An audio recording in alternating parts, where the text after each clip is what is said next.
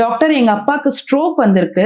ஒரு பக்கம் ஃபுல்லா பேரலைஸ் ஓ! ஆயிருக்கு. அவரால திரும்ப நார்மலா ரெக்கவர் ஆக முடியுமா? ஸ்ட்ரோக் வந்த உடனே நம்ம ஹாஸ்பிட்டலுக்கு கொண்டு போக முடிஞ்சிட்டு அந்த கோல்டன் ஹவர்ன்னு சொல்றோம். அந்த டைமுக்குள்ள போயாச்சுன்னு சொன்னா ஃபுல் ரெக்கவரிக்கே வாய்ப்பு உண்டு. பட் அது லேட் ஆயிடுச்சுனாலும் அந்த டைம்ல அந்த ட்ரீட்மெண்ட் கிடைக்காம அது ஒரு ஃபுல் ஸ்ட்ரோக்காக வந்துருச்சுன்னு சொன்னா அலோபதியில அதுக்கு மேல ட்ரீட்மெண்ட் இல்ல. Blood pressure control, sugar control இந்த மாதிரி உள்ள விஷயங்கள் தான் இருக்குது. ஆயுர்வேதால இந்த ஸ்ட்ரோக் வந்த பிறகு உள்ள ரெக்கவரிக்கு நல்ல ட்ரீட்மெண்ட் ஆப்ஷன்ஸ் இருக்கு. அப்ப டாக்டர் எங்க அப்பாக்கு என்ன மாரி ட்ரீட்மெண்ட்ஸ் குடுப்பீங்க?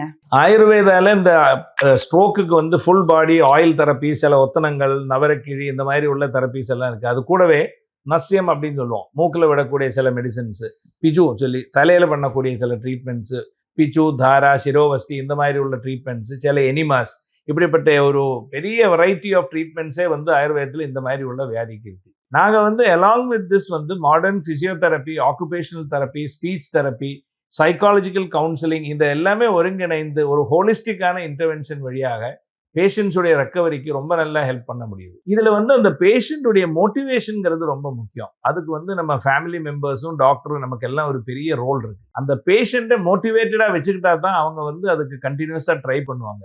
அந்த கண்டினியூஸ் எஃபர்ட் எடுத்தா தான் ரெக்கவரிக்குள்ள வாய்ப்பு உண்டு.